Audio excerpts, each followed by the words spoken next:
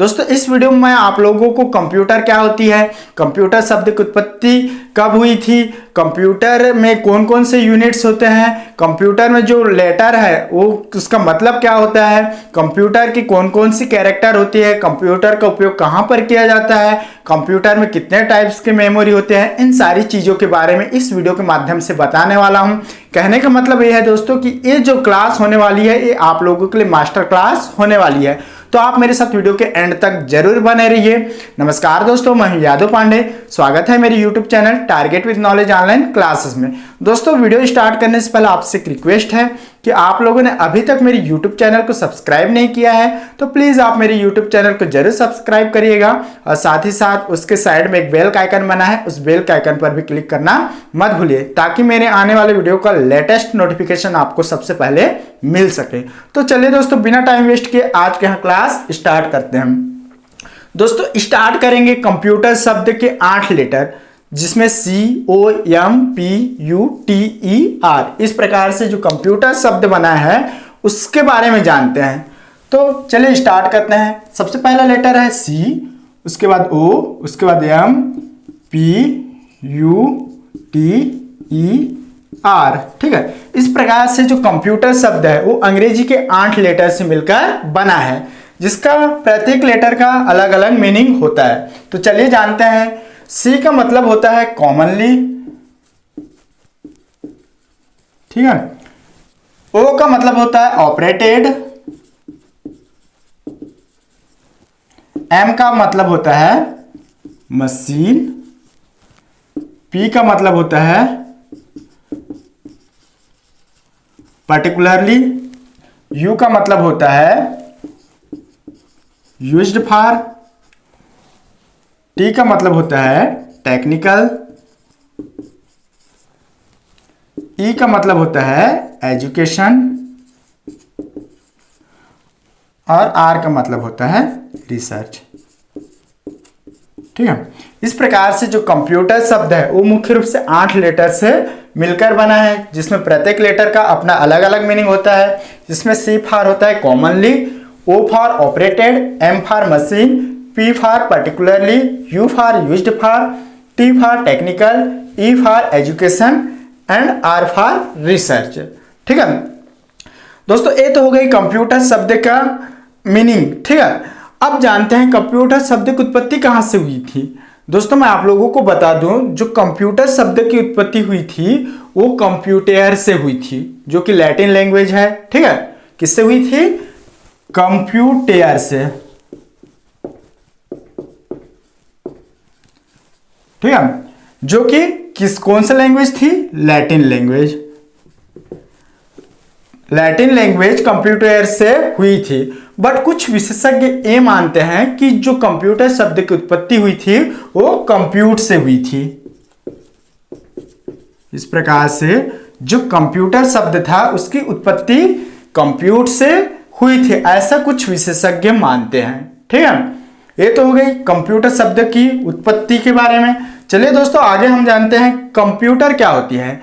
दोस्तों मैं आप लोगों को बता दूं कि जो कंप्यूटर होती है वो एक इलेक्ट्रॉनिक डिवाइस होती है। ठीक है, इलेक्ट्रॉनिक डिवाइस इसलिए कहा जाता है क्योंकि कंप्यूटर बिना बिजली के नहीं चलती, इसलिए उसे इलेक्ट्रॉनिक डिवाइस कहा जाता है। ठीक है, जब आप कंप्यूटर पर कार्य करते हो तो कंप्यूटर को कोई कमांड देते हो तब वो क्या करती है? ऑटोमेटिक ही चलती है। आपके दिए गए कमांड के आधार पर वो ऑटोमेटिक चलती है और इसे इलेक्ट्रॉनिक डिवाइस भी कहा जाता है। ठीक है,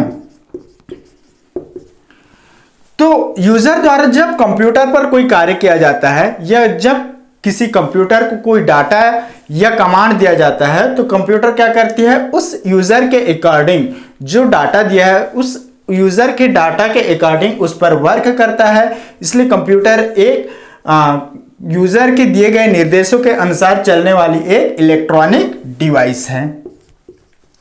कंप्यूटर क्या है? यूजर के द्वारा जो निर्देश दिया जाता है कंप्यूटर को, उसके द्वारा दिए गए निर्देशों एवं कमांड के आधार पर चलने वाली एक इलेक्ट्रॉनिक डिवाइस है। यहां पर इलेक्ट्रॉनिक डिवाइस इसलिए कहा जाता है क्योंकि ये बिजली से चलती है। ठीक है, ये तो हो गई कंप्यूटर के जो मीनिंग कंप्यूटर का मतलब क्या होता है, और साथ ही साथ यहाँ पर मैंने आप लोगों को बताया कि कंप्यूटर की उत्पत्ति कहाँ से हुई थी और कंप्यूटर क्या है। ठीक है, चलिए दोस्तों नेक्स्ट की ओर चलते हैं। हमारा जो नेक्स्ट टॉपिक है वो है कंप्यूटर में कितने प्रकार के यूनिट्स होते हैं। कंप्यूटर में मुख्य रूप से 5 यूनिट्स होते हैं। ठीक है, कौन कौन से 5 यूनिट्स है? पहला था इनपुट यूनिट, सेकंड है आउटपुट यूनिट, थर्ड है कंट्रोल यूनिट, नेक्स्ट है ALU, और पांचवा है मेमोरी यूनिट। इस प्रकार से जो कंप्यूटर है उसमें मुख्य रूप से 5 यूनिट होते हैं। ठीक है, चलिए इसको हम एक डायग्राम के माध्यम से समझते हैं। दोस्तों ये मान लो आपका CPU है। ठीक है, क्या है? CPU, जिसका पूरा नाम होता है सेंट्रल प्रोसेसिंग यूनिट। अब देखिए इसमें जो इनपुट यूनिट है वो CPU के बाहर रहता है। ठीक है, जो इनपुट यूनिट है वो CPU के बाहर में रहता है इस तरह से। ठीक है, और जो आउटपुट यूनिट है वो भी CPU के बाहर रहता है। इस प्रकार से जो इनपुट यूनिट है और जो आउटपुट यूनिट है वो CPU से बाहर रहता है। दोस्तों इनपुट यूनिट के अंतर्गत आप लोगों ने देखा होगा कीबोर्ड, माउस, ये सब किसके अंतर्गत आते हैं? इनपुट डिवाइस के अंतर्गत आते हैं या इनपुट यूनिट के अंतर्गत आते हैं। और आप लोगों ने देखा होगा मॉनिटर, प्रिंटर, ये सब किसके अंतर्गत आते हैं?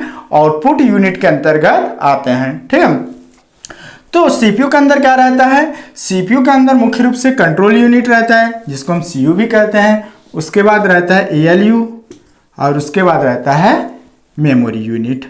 ठीक है, जिसको हम शॉर्टकट में MU भी कहते हैं। ठीक है,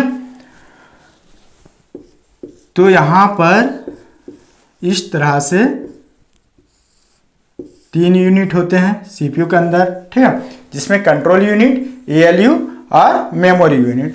और जो इसमें एक्सटर्नल मेमोरी होता है, एक्सटर्नल मेमोरी, ये भी CPU के बाहर में रहता है। ठीक है, तो चलिए दोस्तों ये किस प्रकार से वर्क करता है इसके बारे में मैं आप लोगों को बताता हूं।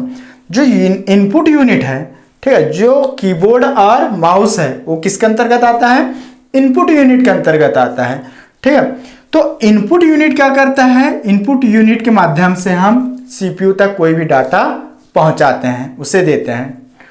और यहां पर जब CPU में कोई भी डाटा का प्रोसेस होता है तो जो डाटा होती है, प्रोसेस्ड डाटा होती है, वो हमको आउटपुट डिवाइस के माध्यम से मिलती है, जिसमें मुख्य रूप से प्रिंटर आता है, मॉनिटर आता है, हेडफोन आता है।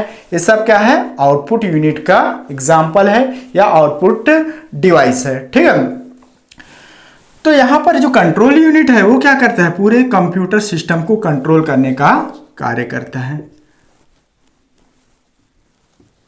इस तरह से जो कंट्रोल यूनिट होता है वो पूरे कंप्यूटर सिस्टम को कंट्रोल करने का कार्य करता है।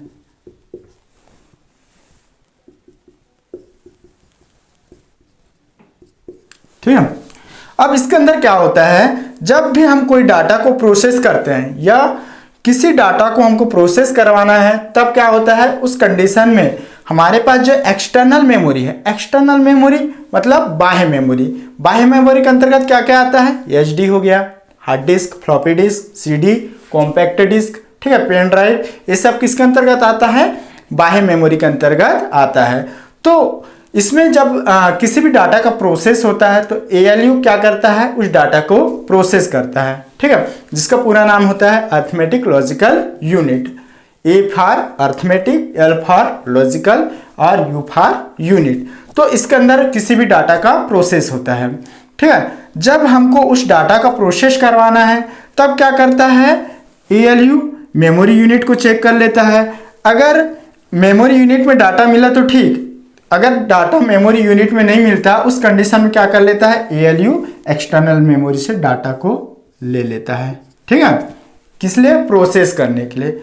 यहाँ पर जो डाटा आ रहा है वो कुछ समय के लिए स्टोर रहता है, ठीक है, क्योंकि इसके अंतर्गत मेमोरी यूनिट के अंतर्गत रैम आता है, जिसको हम प्राइमरी मेमोरी भी कहते हैं, और वो अस्थायी होता है। अस्थायी होने के कारण मेमोरी यूनिट के अंदर जो डाटा रहता है वो कुछ समय के लिए स्टोर रहता है, उसके बाद ये कहाँ पर चला जाता है, प्रोसेसिंग के लिए ALU तक चला जाता है। ठीक है, मेमोरी यूनिट अर्थात रैम से प्रोसेसिंग के लिए उस डाटा को कहाँ भेज दिया जाता है, ALU के पास।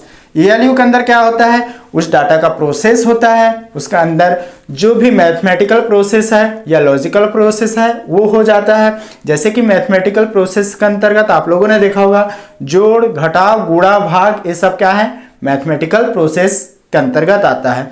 और जो लॉजिकल प्रोसेस है उसके अंदर आप लोगों ने देखा होगा greater than, less than, equal to, less than, equal to, ये सब किसके अंतर्गत आता है, लॉजिकल प्रोसेस के अंतर्गत आता है, जिसमें राम बड़ा है श्याम से, सीता बड़ी है गीता से, ये सब किसके अंतर्गत आता है, लॉजिकल प्रोसेस के अंतर्गत आता है। ठीक है, तो ALU के अंदर जो भी मैथमेटिकल प्रोसेस है या जो भी लॉजिकल प्रोसेस है उस प्रोसेस का प्रोसेसिंग होता है, उस डाटा का प्रोसेसिंग होता है। प्रोसेस होने के बाद वो डाटा कहाँ चला जाता है, फिर से मेमोरी यूनिट को भेज दिया जाता है। कहाँ पर, मेमोरी यूनिट पर। ठीक है, अब यहाँ पर मेमोरी यूनिट में डाटा आ गया, उसके बाद क्या किया जाता है, उस डाटा को फिर से यहाँ एक्सटर्नल मेमोरी में भेज दिया जाता है। ठीक है, उस प्रोसेस्ड डाटा को वापस रिटर्न कहाँ पर भेज दिया जाता है, एक्सटर्नल मेमोरी के या एक्सटर्नल मेमोरी में भेजा जाता है, जहाँ पर डाटा स्टोर रहती है। जब हमको उस डाटा की ज़रूरत पड़ती है तो हम उस डाटा को जो आउटपुट डिवाइस होता है, जैसे कि प्रिंटर, हेडफोन, उसके माध्यम से या प्रिंटर के माध्यम से उस डाटा को हम प्रिंट निकाल लेते हैं। ठीक है, इस प्रकार से कंप्यूटर के अंदर ये जो 5 यूनिट है ये वर्क कर लेता है। ठीक है, ये तो हो गई यूनिट के बारे में बात। दोस्तों अब हम जानते हैं कंप्यूटर का यूज़ कहाँ कहाँ पर किया जाता है। दोस्तों आप लोगों ने देखा होगा जो कंप्यूटर होती है उसका मुख्य रूप से यूज़ कहाँ कहाँ पर करते हैं। जैसे आप लोगों ने देखा होगा कमर्शियल फील्ड में, कमर्शियल फील्ड जिसको हम व्यवसाय के क्षेत्र कहते हैं। ठीक है, या फिर मनोरंजन के क्षेत्र में जिसको हम एंटरटेनमेंट भी कहते हैं, मनोरंजन के क्षेत्र में, या गेम के क्षेत्र में, गेम खेलने के लिए। ठीक है, या ऑफिस में, ठीक है, या चिकित्सा के क्षेत्र में, अनुसंधान के क्षेत्र में। ये सारे फील्ड है जिसमें हम कंप्यूटर का यूज़ करते हैं। ठीक है, जिसमें मुख्य रूप से कमर्शियल फील्ड हो गया, या आप लोगों ने देखा होगा कंप्यूटर का यूज़ हम गेम खेलने के लिए भी करते हैं, अपना मनोरंजन करने के लिए भी करते हैं। ठीक है, ऑफिस के लिए कंप्यूटर का यूज़ किया जाता है, जो भी आप ऑफिस वाला वर्क करते हो उसमें भी कंप्यूटर का यूज़ किया जाता है। चिकित्सा के क्षेत्र में किया जाता है, अनुसंधान के क्षेत्र में किया जाता है, या फिर आपको किसी चीज़ का रिजर्वेशन करना है, आरक्षण करना है, जैसे कि रेलवे टिकट हो गया, या फिर आपका जो एरोप्लेन वाला टिकट हो गया, इन सारे क्षेत्रों में कंप्यूटर का यूज़ किया जाता है। ठीक है, ये तो हो गई कंप्यूटर का यूज़। चलिए दोस्तों अब हम जानते हैं कंप्यूटर में कौन कौन सी विशेषता होती है, उनकी कौन कौन सी कैरेक्टर होती है। दोस्तों आप लोगों ने देखा होगा कंप्यूटर में सबसे पहले क्या होती है, गति होती है, जिसको हम स्पीड भी कहते हैं। सबसे पहले क्या होती है, गति होती है। कोई भी कार्य कंप्यूटर तीव्र गति से या फास्टली कर लेता है। ठीक है, उसी प्रकार कंप्यूटर में क्या होती है, स्टोरेज की कैपेसिटी होती है। आप उसमें किसी भी डाटा को परमानेंट रूप से या अस्थायी तौर पर उस डाटा को स्टोर करके रख सकते हैं। ठीक है, इसमें एक्यूरेसी होती है, जिसको हम शुद्धता भी कहते हैं। ठीक है, इसमें आपने देखा होगा विश्वसनीयता होती है।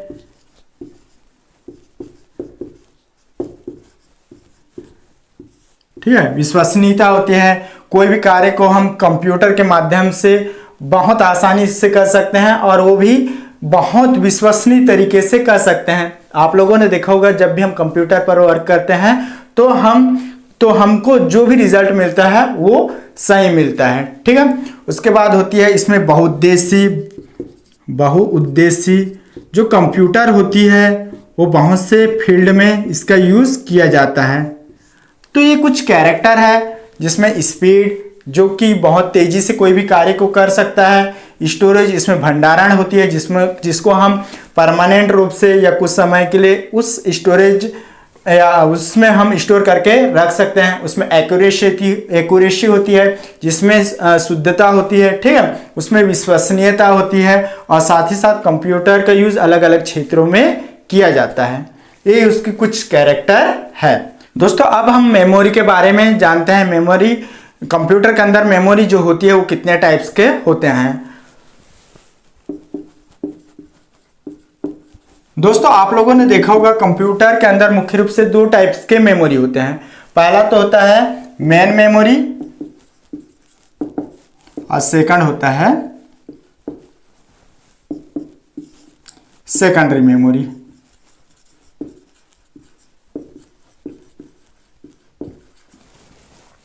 मेन मेमोरी के अंतर्गत क्या क्या आते हैं? जो मेन मेमोरी है उसके अंतर्गत क्या क्या आता है? मेन मेमोरी के अंतर्गत पहला आता है रैम, सेकंड आता है रोम, ठीक है। और जो सेकेंडरी मेमोरी है उसके अंतर्गत क्या क्या आता है? सेकेंडरी मेमोरी के अंतर्गत आता है hard disk, CD, PD, DVD, ठीक है। ये सब किसके अंतर्गत आता है? सेकेंडरी मेमोरी के अंतर्गत आता है, ठीक है। इस प्रकार से जो कंप्यूटर के अंदर मुख्य रूप से दो प्रकार के मेमोरी पाए जाते हैं, जिसमें पहला है मेन मेमोरी और सेकंड है सेकेंडरी मेमोरी। मेन मेमोरी के अंतर्गत रैम आता है, रोम आता है, जिसका पूरा नाम होता है रैंडम एक्सेस मेमोरी,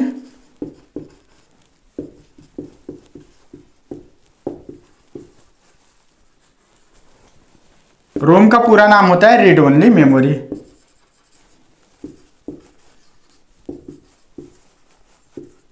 ठीक है।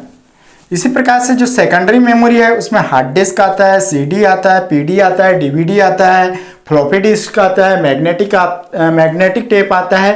ये सारे जो मेमोरी है वो सेकेंडरी मेमोरी के अंतर्गत आते हैं। दोस्तों यहाँ पर मैं इससे पहले वाली वीडियो में मैंने यहाँ पर रैम के कौन कौन से टाइप है या जो रैम है वो उसके बारे में मैंने फुल कंप्लीट रूप से एक वीडियो बना के रखा है। रैम रोम क्या होती है, ठीक है। मेन मेमोरी के अंतर्गत जो रैम आता है और जो रोम आता है उसके बारे में मैंने कंप्लीट रूप से जानकारी दिया है वीडियो के माध्यम से। आप प्लेलिस्ट में जाकर देख सकते हैं, ठीक है। और साथ ही साथ मैंने उस वीडियो में सेकेंडरी मेमोरी के बारे में भी कंप्लीट रूप से जानकारी दिया है। आप उसे मेरे जो YouTube चैनल है उसके प्लेलिस्ट में जाकर आप देख सकते हैं इस वीडियो को, ठीक है। तो दोस्तों इस वीडियो के माध्यम से मैंने आप लोगों को बताया कि कंप्यूटर क्या होती है, कंप्यूटर में जो अलग अलग लेटर होते हैं उसका मतलब क्या होता है, कंप्यूटर में कितने यूनिट्स होते हैं, कंप्यूटर का यूज़ कहाँ पर किया जाता है, कंप्यूटर की कौन कौन से कैरेक्टर होती है, उनकी कौन कौन सी विशेषताएं होती है। और साथ ही साथ मैंने आप लोगों को इस वीडियो के माध्यम से कंप्यूटर के मेमोरी के बारे में बताया। दोस्तों वीडियो काफ़ी अधिक लंबी होती जा रही है, इस कारण मुझे ये जो वीडियो है इसको यहीं पर स्टॉप करना पड़ेगा। तो दोस्तों उम्मीद करता हूँ यह वीडियो आप लोगों को समझ में आ गया होगा। अगर वीडियो आप लोगों को समझ में आ गया होगा तो प्लीज़ वीडियो को लाइक कर दीजिएगा और वीडियो को अपने फ्रेंड सर्कल के अंदर शेयर करना भी मत भूलिए। अगर आपके माइंड में कुछ डाउट चल रहा है तो आप इस वीडियो के नीचे जो कमेंट का सेक्शन दिया है उस पर जाकर आप मुझसे कमेंट करके पूछ सकते हैं, मैं आपके कमेंट का रिप्लाई जरूर दूंगा। तो दोस्तों आज के लिए फिलहाल बस इतना ही, कल फिर एक नए वीडियो के साथ मिलेंगे। तब तक के लिए नमस्कार, जय हिंद, वंदे मातरम।